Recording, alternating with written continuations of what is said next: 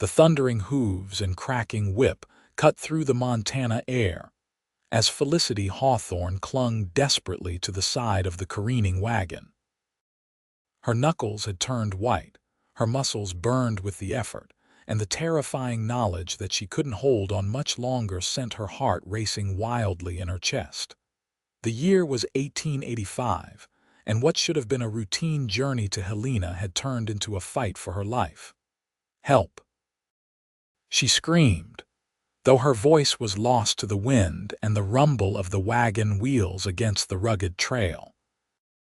The horses, spooked by a rattlesnake, had taken off at a full gallop, and the elderly driver had been thrown from his seat almost immediately, leaving Felicity alone on the runaway vehicle as it careened down the mountainside. A sharp turn sent her body flying outward, her grip finally failing. Felicity felt herself airborne, the world spinning around her in a blur of blue sky and green pines. She closed her eyes, bracing for the impact that would surely break her bones or worse, but instead of the hard ground, she collided with something solid yet yielding. Strong arms wrapped around her, absorbing the force of her fall as she and her rescuer tumbled to the ground. They rolled several times before coming to a stop, his body protectively curled around hers. "I've got you, madam," a deep voice assured her, slightly breathless from the exertion. Felicity opened her eyes to find herself staring into the most striking pair of blue eyes she had ever seen, set in a sun-bronzed face beneath a battered leather hat. Dust swirled around them, settling on his broad shoulders and the bandana tied loosely around his neck. "The wagon," she gasped, struggling to sit up. "Let it go," he said, his arms still secure around her. "Nothing in there worth your life."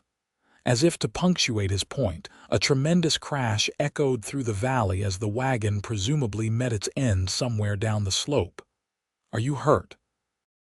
he asked, finally releasing her and helping her to sit up. Felicity took stock of herself, brushing dirt from her traveling dress. "I don't believe so," she said, though her voice trembled. "Thanks to you, Mr. Tucker," he said, removing his hat and revealing thick dark hair. "Tucker Reed." "Felicity Hawthorne," she replied, extending a shaking hand which he gently took. "I believe you just saved my life, Mr. Reed." Tucker smiled, revealing a dimple in his right cheek. "Just doing what any man would do, Miss Hawthorne." But they both knew that wasn't true. It had taken extraordinary reflexes and courage to catch a woman being thrown from a runaway wagon. As Felicity gazed at her rescuer, she had no way of knowing that this chance encounter on a dusty Montana trail would change the course of her life forever. Tucker helped Felicity to her feet, keeping a steadying hand at her elbow as she found her balance. She was taller than most women he'd met, the top of her head reaching his chin. Her chestnut hair had come partially loose from its pins during the ordeal, and several tendrils framed a face that, despite being smudged with dirt, was strikingly beautiful. "We should check on your driver," Tucker said, scanning the trail behind them. "Mr. Guthrie," Felicity nodded, worry creasing her brow. "He was thrown almost as soon as the horses spooked." Together they walked back up the trail, Felicity wincing slightly with each step. Her ankle was tender, though not seriously injured. They found Mr. Guthrie sitting by the side of the path, looking dazed but conscious. "Miss Hawthorne," the elderly man exclaimed upon seeing her. "Thank the Lord you're all right. I couldn't hold them horses when that snake struck." "It's not your fault, Mr. Guthrie," Felicity assured him, kneeling beside him despite her own discomfort. "Are you badly hurt?"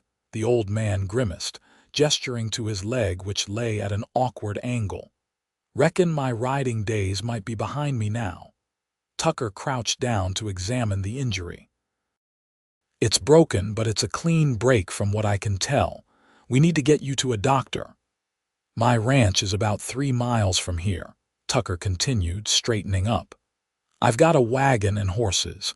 We can get you both there, and then I'll ride for the doctor in Willow Creek." "That's very kind, but I wouldn't want to impose," Felicity began.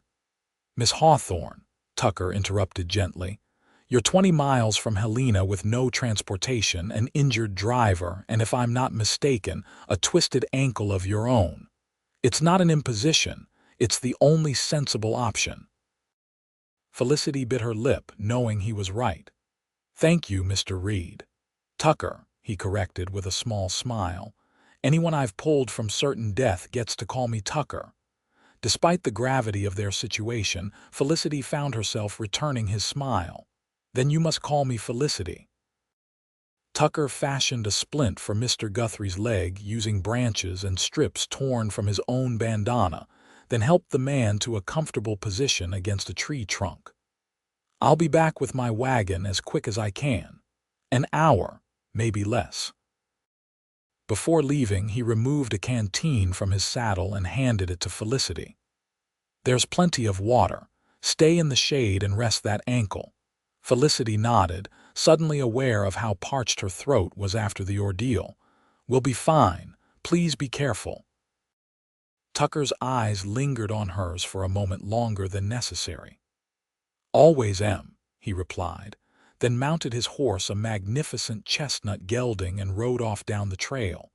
As he disappeared around a bend, Felicity released a long breath she hadn't realized she'd been holding. She settled beside Mr. Guthrie, offering him water. "That's a good man there," the old driver commented, taking a careful sip. "Saw the whole thing from where I landed. Never seen anyone move so fast, catching you like that." "Yes," Felicity agreed softly, her eyes still on the empty trail. "He certainly appeared at the right moment." Mr. Guthrie studied her thoughtfully. "What brings you all the way out to Helena anyway, Miss Hawthorne, if you don't mind my asking?" Felicity's expression sobered. "My father passed away 3 months ago. I've come to settle his affairs and decide what to do with his property." "Judge Hawthorne was your father?" Mr. Guthrie's eyebrows rose in surprise. "He was a good man, fair to everyone, rich or poor. This territory's worse off without him." "Thank you," Felicity said quietly. "I hadn't seen him in 5 years. Mother and I remained in Boston after they separated. I regret that now." "He spoke of you often," the old man offered kindly.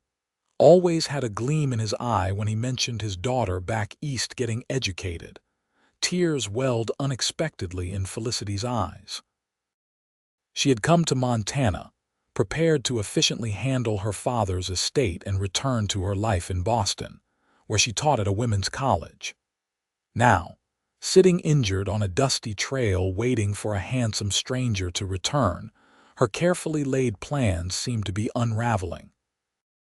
True to his word, Tucker returned in less than an hour, driving a sturdy wagon pulled by 2 reliable-looking draft horses. He had brought blankets and pillows to make his passengers more comfortable. With gentle efficiency, he helped Mr. Guthrie into the wagon bed, making sure the splinted leg was secure and as comfortable as possible. When he turned to assist Felicity, she was already attempting to climb up on her own, grimacing as she put weight on her injured ankle. "Allow me," Tucker said, and before she could protest, he had swept her up into his arms. Felicity gasped, instinctively wrapping her arms around his neck. For the second time that day, she found herself held against his broad chest, breathing in the scent of leather, pine, and something uniquely his own. Her heart fluttered traitorously. "I can walk," she protested weakly. "No sense aggravating that ankle," Tucker replied, his voice rumbling through his chest against her side. He set her carefully on the wagon seat, then climbed up beside her and took the reins. As they traveled, Tucker explained that his ranch, the Double R, had been established by his father shortly after the Civil War. He had taken over operations 5 years ago when his father's health began to fail. "Pa's still with us, but he mostly sits on the porch these days, telling everyone how much better he would have handled everything, Tucker said with affectionate exasperation. You must be close to your father, Felicity observed. Tucker nodded. He's a hard man in many ways, but fair. Taught me everything I know about ranching, horses, and treating people right. He glanced at her. What about your family? Felicity briefly explained her situation: her father's passing, her teaching position, her mother's remarriage to a wealthy Boston merchant. So you'll be heading back east once you've settled your father's affairs? Tucker asked, keeping his eyes on the trail ahead. That was my plan, Felicity admitted, though I'm beginning to realize it may take longer than I anticipated. Montana has a way of complicating plans, Tucker said with a wry smile. The trail widened into a well-maintained road, and soon they crested a hill that revealed a picturesque valley below. The Double R Ranch spread out before them: a large main house, several outbuildings, corrals full of horses, and pastures dotted with cattle. It was larger and more prosperous looking than Felicity had expected. It's beautiful, she said honestly. Pride showed clearly on Tucker's face. Been in the family for 20 years now. Not the biggest spread in Montana, but we do all right. As they approached the main house, a woman emerged onto the porch, gray-haired and straight-backed, her expression concerned as she took in the wagon with its unexpected passengers. That's Mrs. Fitzgerald, our housekeeper, Tucker explained. Been with us since I was a boy. She'll help get you settled while I ride for the doctor. Mrs. Fitzgerald proved to be as efficient as she was kind. Within an hour, Mr. Guthrie was installed in a downstairs bedroom. Felicity was settled in a comfortable guest room with her ankle properly wrapped, and Tucker had ridden off to fetch the doctor from Willow Creek, the nearest town. Left alone, Felicity took stock of her situation. Her trunk with all her belongings had been on the wagon that crashed. She had nothing but the clothes on her back, which were torn and dirty from her ordeal. Her purse with her money and documents had miraculously stayed with her, secured to her wrist with a strap, but everything else was gone. A knock at the door interrupted her thoughts. Mrs. Fitzgerald entered carrying a neatly folded stack of clothing. These belonged to Mr. Reed's sister, she explained, placing them on the bed. She's married and living in California now, but left some things behind. You look to be about her size. That's very thoughtful, thank you, Felicity said, genuinely touched by the consideration. There's a wash basin and fresh water on the dresser, the housekeeper continued. Dinner will be ready in about an hour if you feel up to joining us. After Mrs. Fitzgerald left, Felicity gratefully washed away the dirt and dust from her adventure. The borrowed dress, a simple blue calico, fit reasonably well, though it was perhaps an inch too short. She rebraided her hair and pinned it up as neatly as possible without her usual toiletries. When she made her way downstairs, leaning on the railing for support, she found Tucker had returned with the doctor, a middle-aged man with kind eyes and a no-nonsense manner. He had already seen to Mr. Guthrie and confirmed Tucker's assessment, a clean break that would heal well but would require several weeks of rest. And now for our other patient, the doctor said, turning to Felicity. I'm Dr. Martin. Let's have a look at that ankle. After a brief examination, he pronounced it a mild sprain. Keep it wrapped. Stay off it as much as possible for a few days and you'll be fine, he assured her. Dinner was a simple but delicious affair of roast beef, potatoes, and fresh bread. Tucker's father, Oliver Reed, joined them, a robust man in his 70s with the same striking blue eyes as his son, though his once dark hair had turned completely white. So you're Judge Hawthorne's daughter, the elder Reed said, studying Felicity with interest. Your father was a good man. Helped me with a water rights dispute some years back. Fair to a fault he was. Thank you, Mr. Reed, Felicity replied. I'm learning he was well respected here. Call me Oliver, please, he insisted. Anyone my son rescues from certain death is practically family. Felicity blushed at the reference to her dramatic rescue. Your son was very brave. I can't thank him enough. Just happened to be in the right place, Tucker said modestly, though his eyes warmed when they met hers across the table. Nonsense, his father declared. Not every man would or could have done what you did. Miss Hawthorne, my son is too humble for his own good. Been that way since he was a boy. The conversation flowed easily through dinner, with Oliver regaling them with stories of the early days of the ranch and the challenges they had faced. Tucker occasionally corrected his father's more dramatic embellishments, leading to good-natured bickering that made Felicity smile. After dinner, Tucker suggested they sit on the porch to enjoy the evening air.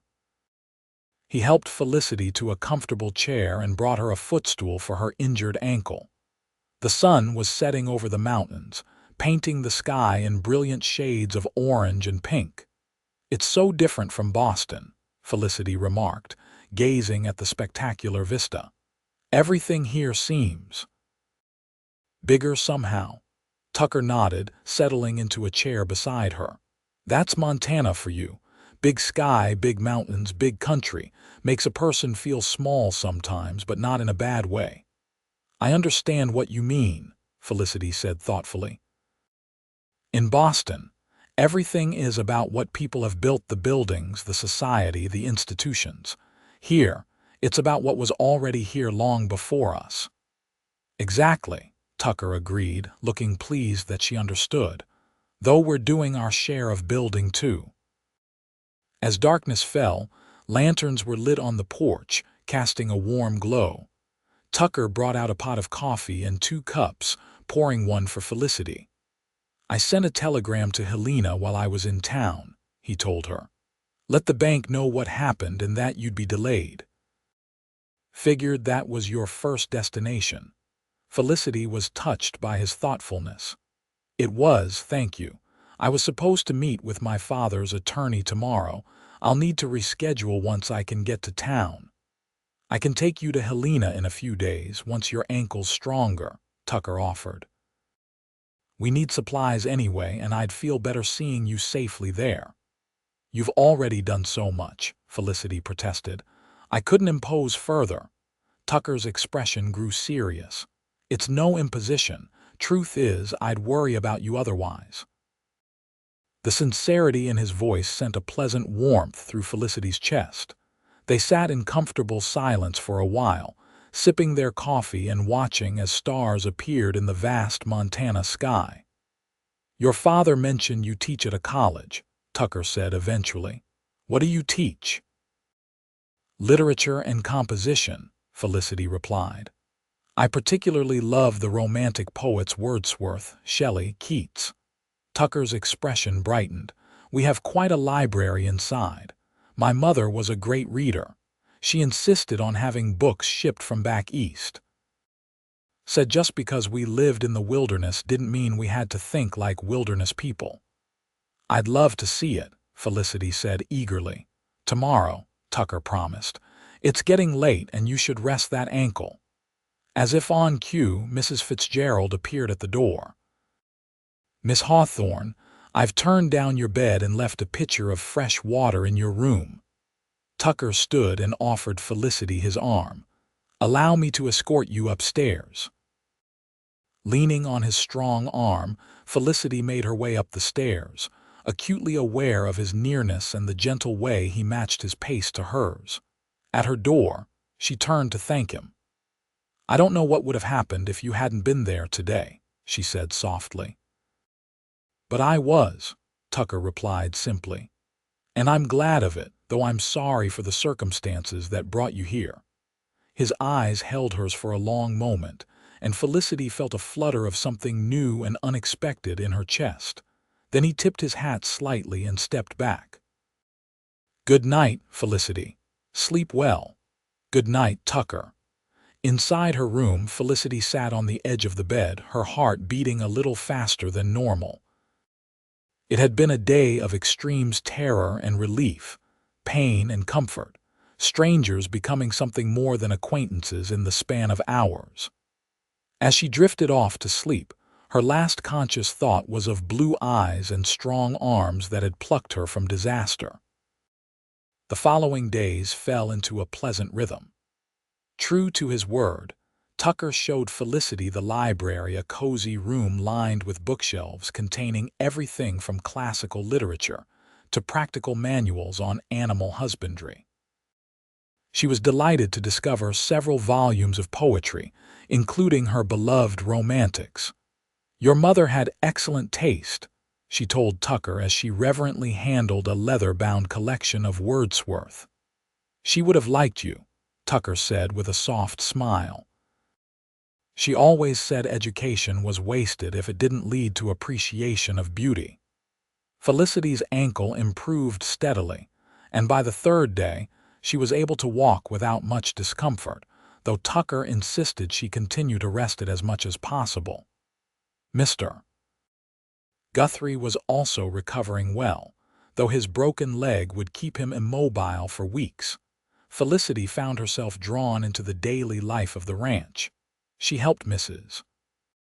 Fitzgerald with meal preparation, mended some of Tucker's shirts that had been piling up for repairs, and spent hours in conversation with Oliver Reed, who seemed to enjoy having a new audience for his stories.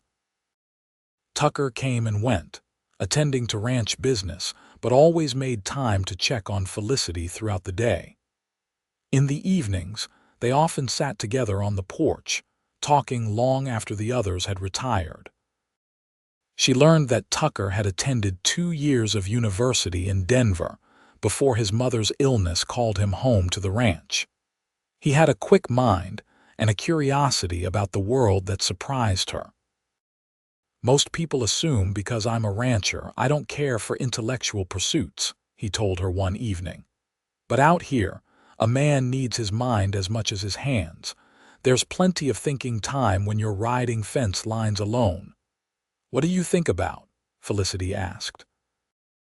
Tucker gazed at the stars for a moment before answering. "The future, mostly. How to improve the ranch, breed better stock. Sometimes about the larger world and my small place in it." He turned to her with a wry smile. "And sometimes just about whether that mountain lion I heard last night is going to go after my calves." Felicity laughed, charmed by his honesty. "A balance of the philosophical and the practical." "Exactly," he agreed. "What about you?" "What does a Boston literature professor think about when she's not teaching?" Felicity considered the question. "I suppose I think about stories, the ones in books, and the ones people are living all around me. Everyone has a story, you know." "And what's your story, Felicity Hawthorne?" Tucker asked, his voice softening. She looked down at her hands. "It's not very exciting, I'm afraid. Privileged childhood, good education, teaching position. The most dramatic thing that ever happened to me was being thrown from a runaway wagon." "Somehow I doubt that's the whole story," Tucker said gently. "There's a sadness in your eyes sometimes. Not always, but it's there." Felicity was startled by his perception. Few people had ever noticed the melancholy she worked so hard to conceal. "My parents' separation was difficult," she admitted. "My mother blamed Montana for taking my father away from us. She refused to visit, and eventually he stopped coming east. I sided with her for too long, writing less and less frequently to my father. By the time I realized my mistake, it seemed too late to repair the damage." "And now you're here to say goodbye," Tucker said, understanding in his voice. Felicity nodded, blinking back unexpected tears. "Yes, and to figure out what to do with his property." "Sell it, I suppose, though that feels like erasing the last piece of him." Tucker reached over and briefly covered her hand with his. "For what it's worth, I think he would understand, and I think he'd be proud of the woman you've become." His touch was warm and reassuring, and Felicity found herself turning her hand to briefly squeeze his before they both pulled away, suddenly conscious of the intimacy of the gesture. "Thank you," she said softly, "for listening and for understanding." The next morning, Tucker announced he would take Felicity to Helena the following day. "Your ankle seems much better, and you've been patient long enough," he said over breakfast. "I imagine you're anxious to get on with your business." Though she knew it was the sensible course, Felicity felt an unexpected reluctance at the thought of leaving the Double R. "What about Mr. Guthrie?" she asked. "He's welcome to stay as long as needed," Oliver interjected. "No sense moving him until that leg's healed some more." "Then yes, tomorrow would be fine," Felicity agreed, trying to sound more enthusiastic than she felt. "I appreciate it." After breakfast, Tucker needed to check on a pregnant mare in the far pasture. On impulse, he asked, "Would you like to come along? It's a nice ride, and I could show you more of the ranch." Felicity hesitated. "I haven't ridden in years, not since I was a girl visiting my grandparents in Vermont." "I've got just the horse for you," Tucker assured her. "Daisy's gentle as they come, and it would be good for your ankle to get some different movement." The idea of spending more time with Tucker was appealing, so Felicity agreed.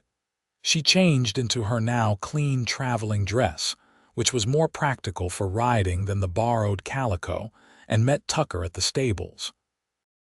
True to his word, Daisy proved to be a calm, cooperative mount. Tucker helped Felicity onto the mare's back, his hands strong and sure at her waist. The brief contact sent a now familiar flutter through her chest. They rode at a leisurely pace, Tucker pointing out features of the land and sharing stories of growing up on the ranch. They crossed streams, skirted stands of pine, and climbed a gentle rise that offered a panoramic view of the valley.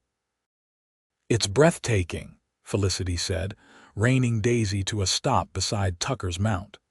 "This is my favorite spot on the whole ranch," Tucker admitted. "I come here to think, or sometimes just to remind myself how lucky I am to call this place home." They dismounted to rest the horses, settling on a sun-warmed boulder. Tucker produced apples from his saddlebag, offering one to Felicity. "I've been thinking," he said after they had eaten in companionable silence for a while, "about your father's property." Felicity looked at him curiously. "What about it? You mentioned it was a small ranch just outside Helena.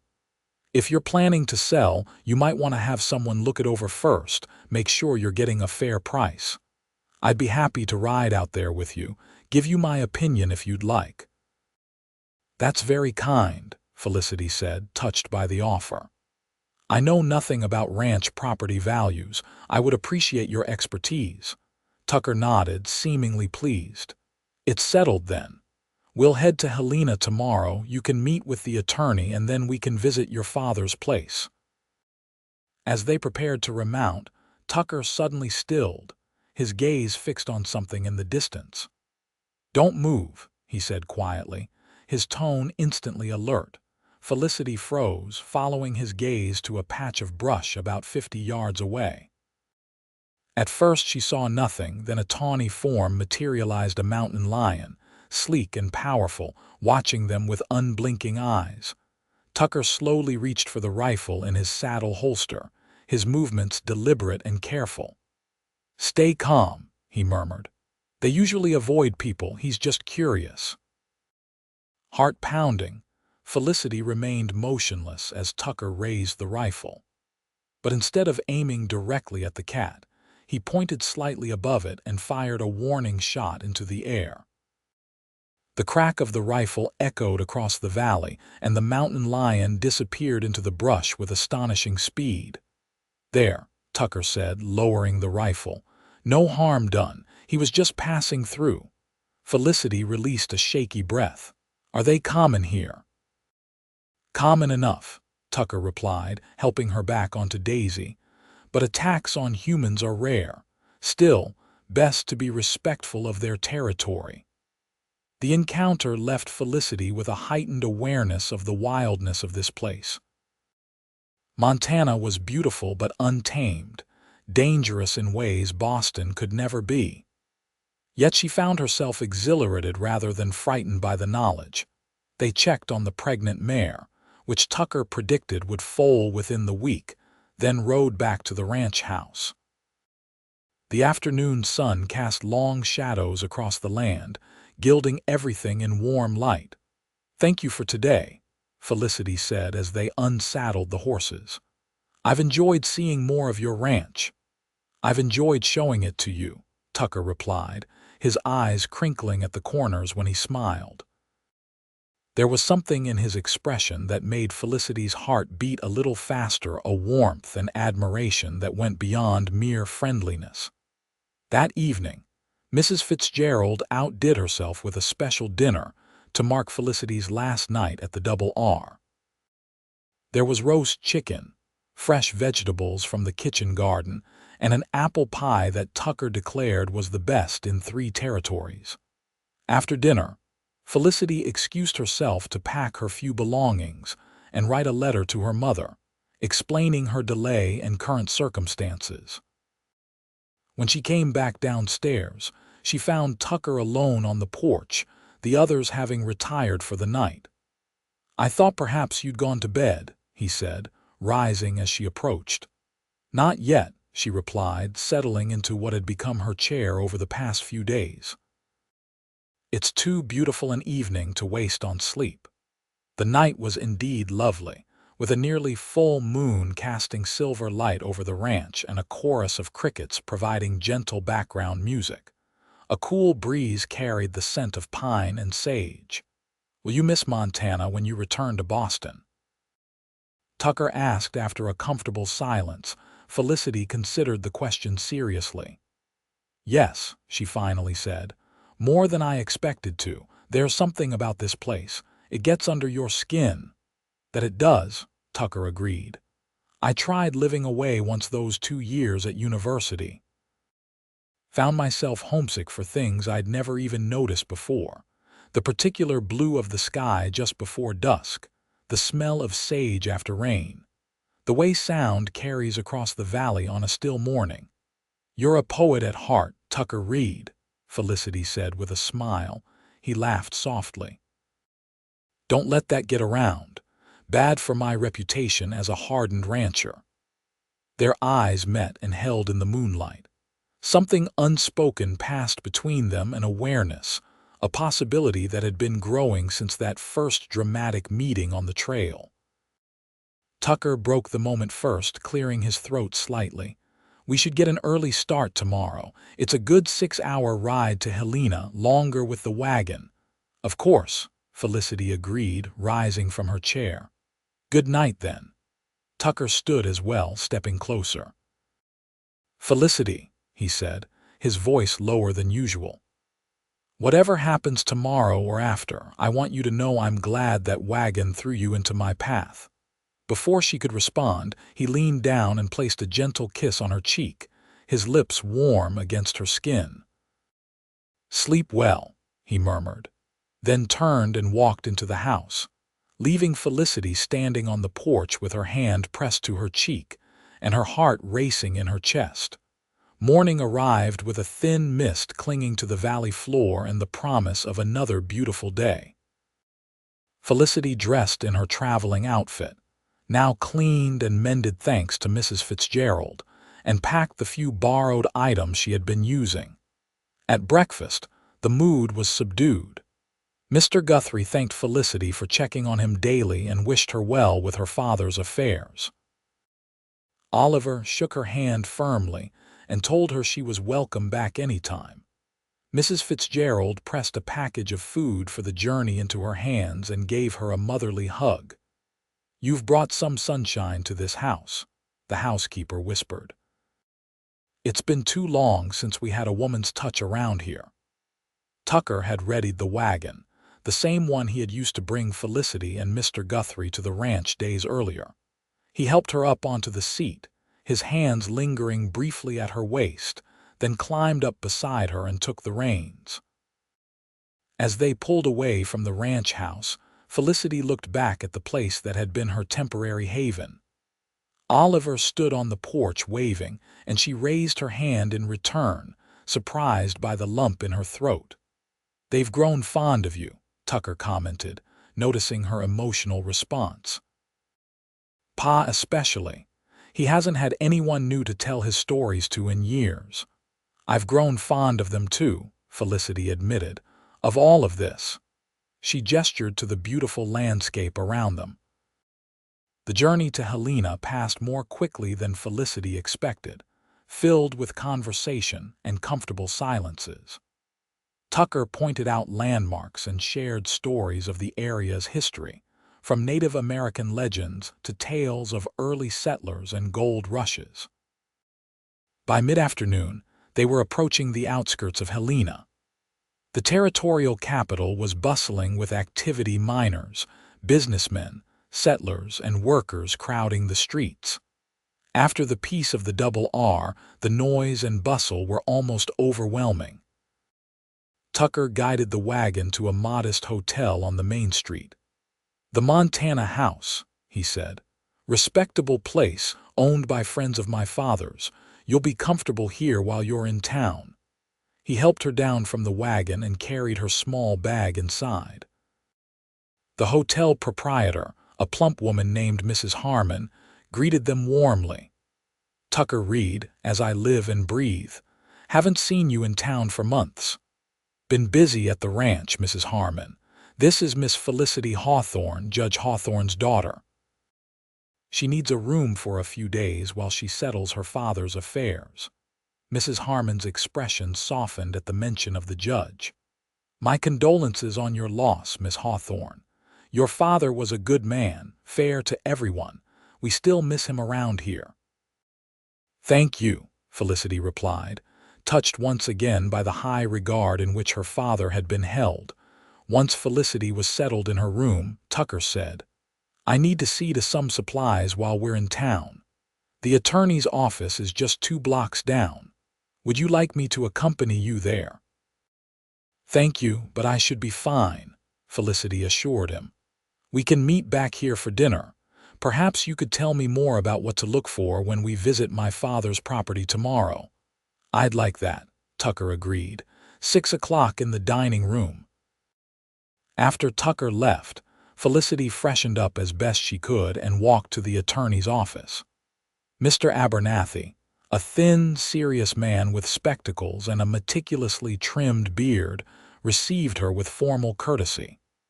"Miss Hawthorne, we were concerned when you didn't arrive as scheduled. I received the telegram about your misadventure, a most unfortunate start to your visit." "It could have been worse," Felicity said, thinking of Tucker's timely rescue. "I was fortunate to find help." Mr. Abernathy nodded absently, already turning to a stack of documents on his desk. "Now, as to your father's estate, the will is straightforward. Everything he owned passes to you as his sole heir. This includes the ranch property about 5 miles outside of town, a modest bank account, and some personal effects which are stored here in my office." He pushed a document toward her. "This is an inventory of the estate. As you can see, the ranch is small but unencumbered by debt. There have been several inquiries about purchasing it since the judge's passing. Land in this area is quite desirable." Felicity scanned the document, noting the description of the ranch: 160 acres with a small house, barn, and corral. No livestock was listed.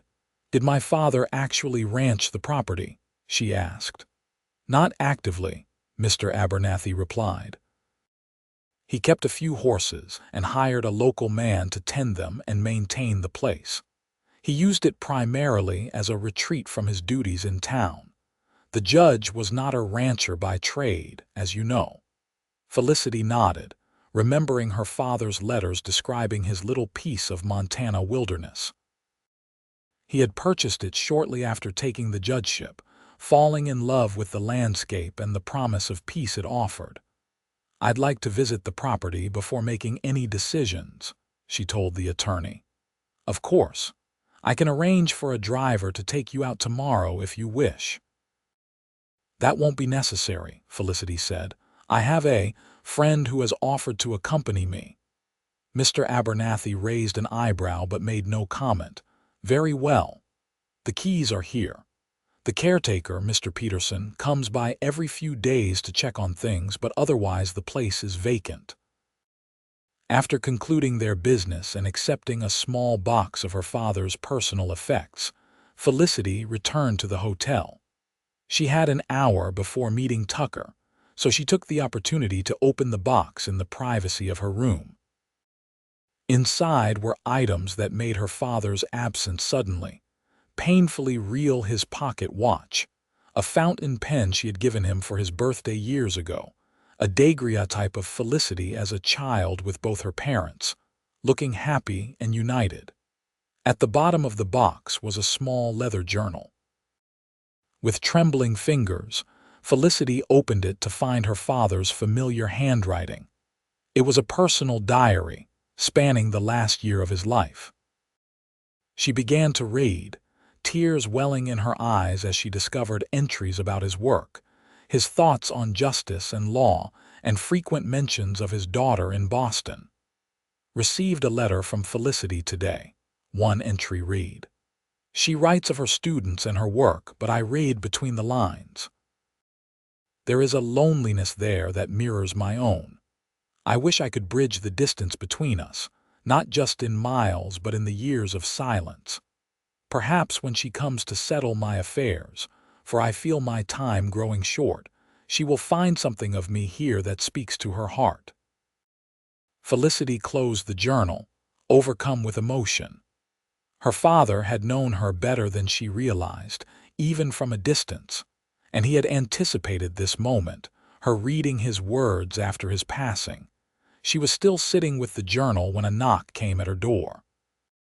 Checking the small clock on the bedside table, she realized it was already past 6.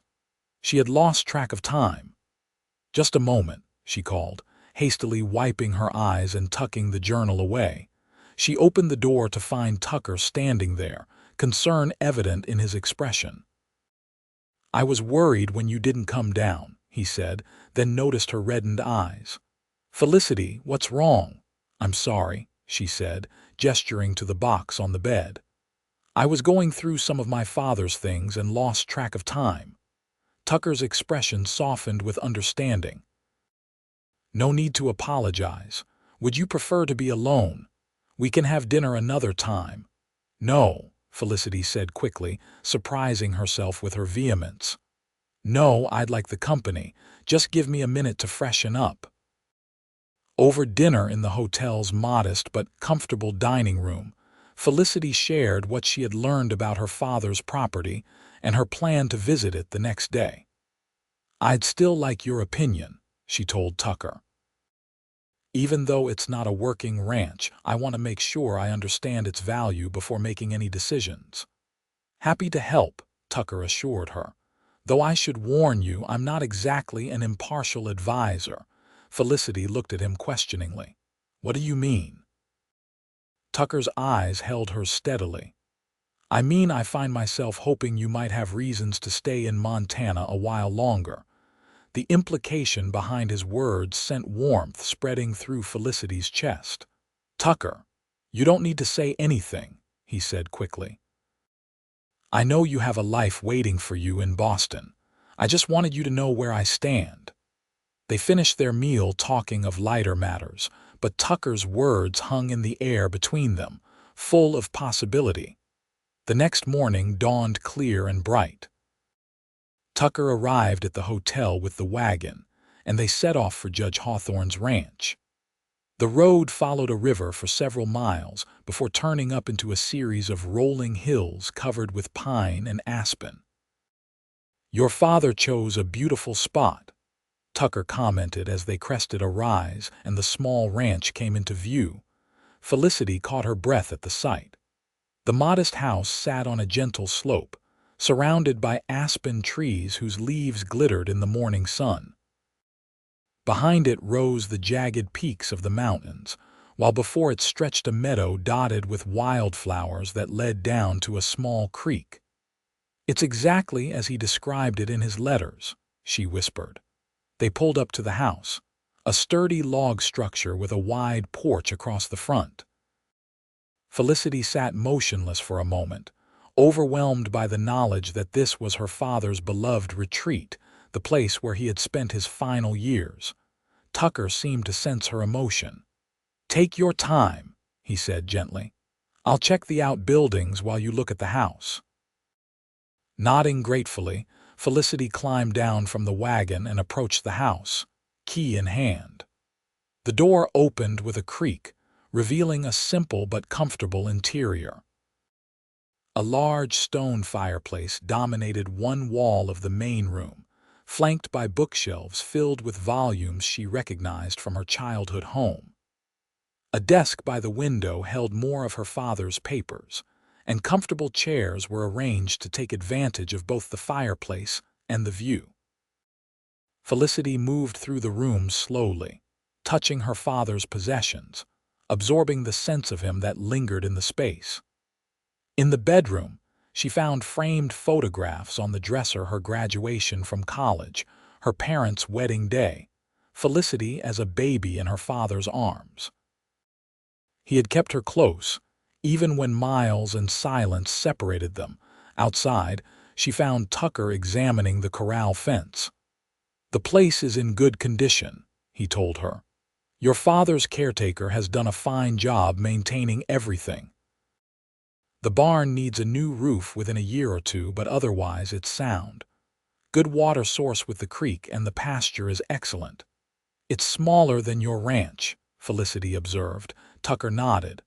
"Much smaller, but it's a nice piece of land. Whoever buys it could run a small herd or raise horses, or just enjoy it as your father did." They walked down to the creek together, Felicity trailing her fingers in the cold, clear water. "He loved it here," she said softly. "I can feel it." "It's the kind of place that captures a person's heart," Tucker agreed, looking not at the landscape but at Felicity. She met his gaze, suddenly very aware of their solitude and the growing connection between them. "Tucker, about what you said last night." Before she could continue, the sound of approaching hoofbeats interrupted them. They turned to see a rider approaching, a man in his 50s with a weathered face and practical clothes. "That must be Peterson, the caretaker," Felicity said, somewhat relieved at the interruption. What had she been about to say to Tucker? She wasn't even sure herself. Mr. Peterson proved to be a straightforward, no-nonsense sort of man who had clearly respected Judge Hawthorne. He showed them around the property more thoroughly, pointing out its features and the work he had done to maintain it. "Judge was real particular about keeping the place up," he explained. "Said it reminded him of his childhood home back east, though I reckon that place didn't have these mountains as a backdrop." By the time they returned to Helena in the late afternoon, Felicity had a much clearer understanding of her father's property and its value. What she didn't have was clarity about what to do with it, or about her growing feelings for the man beside her. Tucker had business at the bank, so they agreed to meet again for dinner. Alone in her hotel room, Felicity pulled out her father's journal again, seeking guidance from his words. She turned to one of the final entries, dated just weeks before his death. "I rode out to the Aspens today and watched the leaves turn golden in the autumn light. There is a peace here that I have found nowhere else." I find myself thinking of Felicity, wondering if she might someday see this place and understand why it called to me so strongly. We are more alike than she knows, my daughter and I. Both seekers of beauty and truth, both stubborn in our convictions. I hope someday she finds a place that speaks to her soul as this one speaks to mine. Felicity closed the journal, her decision made. At dinner, she told Tucker, "I'm not going to sell the ranch." His eyebrows rose in surprise. "You're keeping it, even though you'll be returning to Boston." "I'm not sure I am returning to Boston," Felicity said, the words feeling right as she spoke them. At least not permanently. I need to go back to settle my affairs there, resign from my teaching position properly. But then, I think I might come back here, to Montana. Tucker's expression transformed with hope. Felicity, are you certain? This is a big decision. Reading my father's journal, seeing his place, I understand now why he couldn't leave. There's something about this territory that calls to me too. She took a deep breath. And there are other reasons I might want to stay. Their eyes met across the table, the implication clear in her words. Tucker reached for her hand, holding it gently in his. I'd be lying if I said I wasn't pleased to hear that, he said, his voice deeper than usual. Since the moment I caught you, I've felt something I can't quite explain. A connection I wasn't looking for but now can't imagine being without. Felicity turned her hand in his, interlacing their fingers. I feel it too. It's happened so quickly, but it feels more real than anything I've known before. Life out here can be hard, Tucker warned, though his eyes shone with happiness. Different from what you're used to. I know, Felicity acknowledged. But I think perhaps I've been waiting for something to challenge me, to wake me up from the comfortable routine I've built. When that wagon threw me into your arms, it was terrifying, but it was also the most alive I've felt in years. Tucker smiled, the dimple appearing in his cheek. Well, I can't promise to catch you from runaway wagons every day, but I can promise life with me would never be dull. Life with you, Felicity repeated, her heart racing at the implication. Tucker's expression grew serious. I know it's soon, too soon, perhaps, but I also know my own mind and heart. I care for you, Felicity Hawthorne, more than I thought possible in such a short time. I'm not asking for promises now, but I am asking for a chance. Come back to Montana after you've settled your affairs in Boston. Give us time to see what might grow between us. Felicity squeezed his hand, her own certainty growing with each passing moment. I will, she promised. I'll come back. The following day, Felicity met again with Mr. Abernathy to inform him of her decision to keep her father's property. The attorney seemed surprised but pleased. Your father always hoped you might come to appreciate Montana as he did, he told her. I think he would be gratified by your decision. Felicity spent the next few days in Helena, arranging for Mr. Peterson to continue as caretaker until her return and purchasing necessities for her journey back east. Tucker remained in town, ostensibly to complete his business but primarily to spend time with her. They explored Helena together, Tucker showing her the territorial capital, the grand homes of successful miners, and the humble beginnings of what was growing into a substantial city. In the evenings, they attended a local theatrical performance, dined at the best restaurant in town, and once, daringly, went to a dance hall where Tucker swept her around the floor with unexpected grace. Where did a rancher learn to dance like this? Felicity asked, breathless from a particularly spirited turn. My mother insisted, Tucker replied with a grin.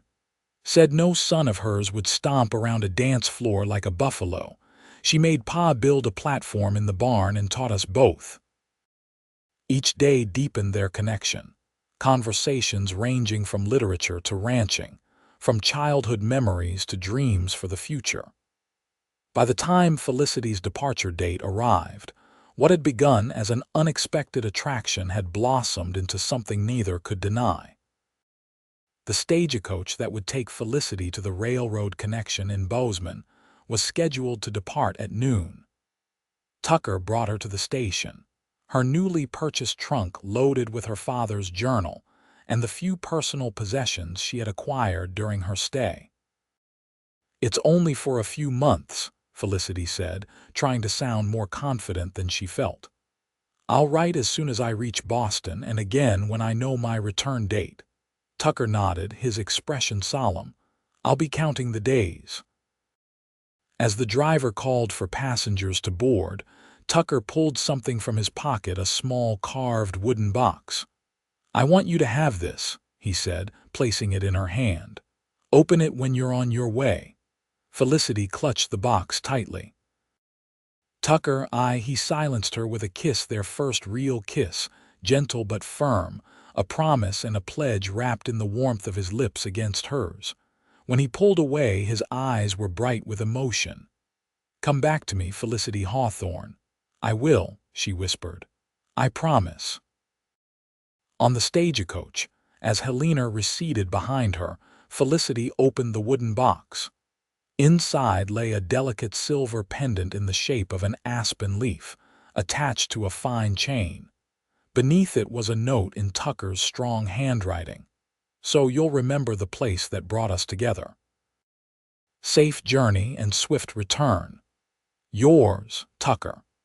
Tears blurred Felicity's vision as she fastened the necklace around her throat, the silver leaf cool against her skin. It was a talisman, a reminder of the unexpected turn her life had taken and the man who waited for her return. The journey to Boston was long and tiring, but Felicity barely noticed the discomfort, her mind filled with plans and possibilities. By the time she reached her mother's elegant Beacon Hill home, she had composed and discarded a dozen versions of how to explain her decision. In the end, her mother surprised her. After the initial shock of hearing Felicity's adventure and subsequent decision, Helena Hawthorne Preston sat back in her chair with a thoughtful expression. "You have the same look in your eyes that your father had when he first came back from Montana," she said softly.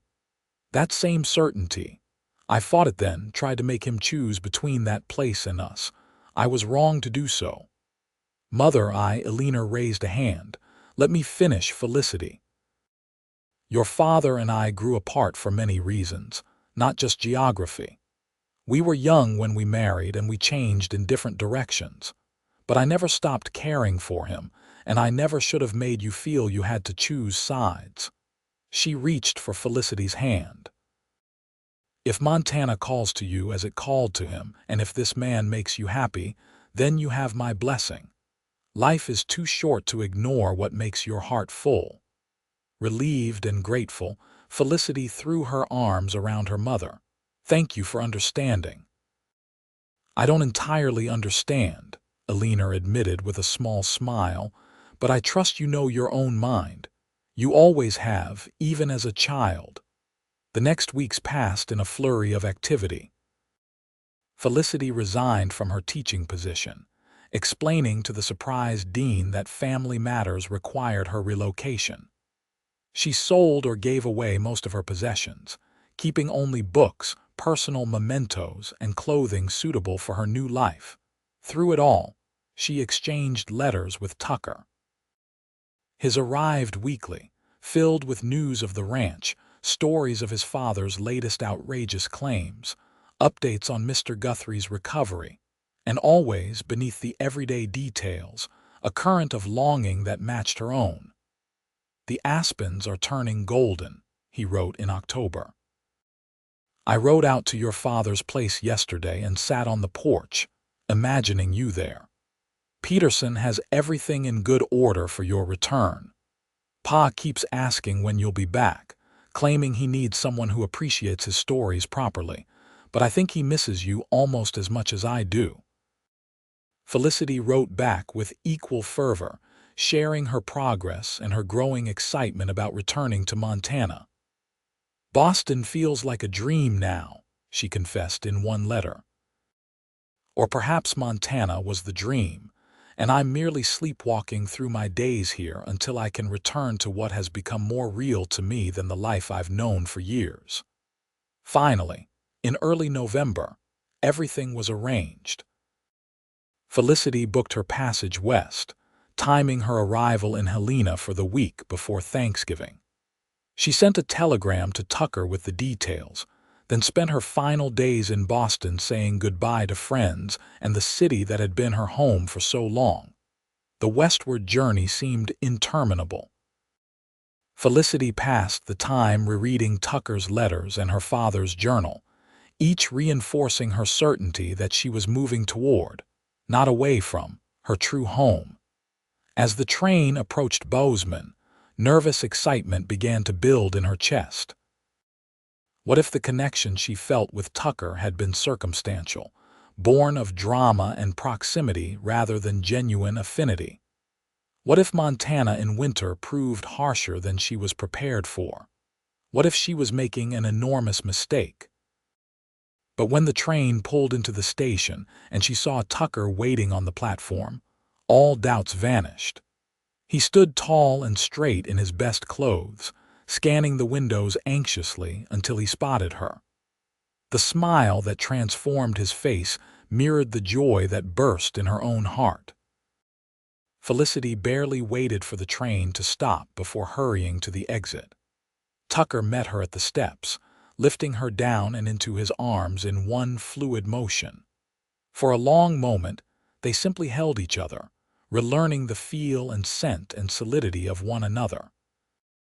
"You're really here," Tucker murmured against her hair. "I was half afraid you'd change your mind." "Never," Felicity assured him, pulling back just enough to see his face. "This is where I belong now." Their kiss was sweet and sure, a homecoming and a beginning wrapped into one perfect moment. The stagecoach ride to Helena was filled with conversation as they bridged the gap of their separation. Tucker had news Mr. Guthrie had recovered enough to travel back to his family in Oregon. Mrs. Fitzgerald had fallen ill but was now on the mend. The ranch had prospered with a good harvest and healthy calves. "And I have news too," he said, a hint of nervousness in his voice. "I've been doing some thinking while you were away." "What kind of thinking?" Felicity asked, suddenly anxious herself. Tucker took her hand. "The kind that leads a man to make plans for the future, for our future if you're willing." Felicity's heart began to race. "I'm listening." "I know you've just arrived and we still have much to learn about each other," Tucker said carefully. "But I also know what I feel for you is real and lasting. I don't want to rush you, but I want you to know my intentions."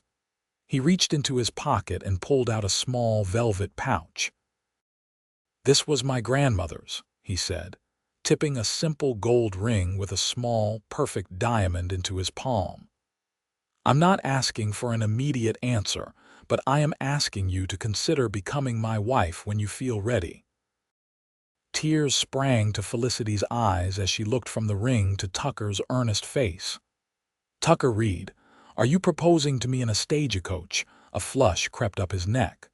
"I suppose I am. Not very romantic, is it?"